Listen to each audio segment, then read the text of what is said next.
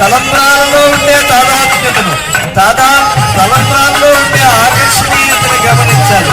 అందులో ముత్యాల తలంబ్రాలు, ముత్యాలు చంద్రునికి సాక్షి, ముత్యాల సముద్రంలో పుడతాయి.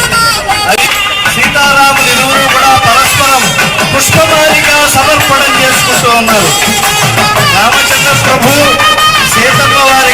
సీతమ్మ వారు రామచంద్ర స్వామి వారికి పుష్పమాలిక ఉద్వర్తనం అంటే తన శరీరమంతా ధరించినటువంటి దాన్ని ప్రేమతో తన సహచరికి 7 అడుగుల బంధం కలిగినటువంటి ధర్మపత్నికి రామయ్య తండ్రి సమర్పిస్తే, సీతమ్మ తల్లి తాను ధరించింది అర్చక సహకారంతో రామయ్యకు అది అలంకారంగా అందిస్తుంది. దంపతుల మధ్య ఉండేటువంటి అరమరికలు తొలగి దివ్య దాంపత్య ధర్మం ఏర్పడాలి అని అంటే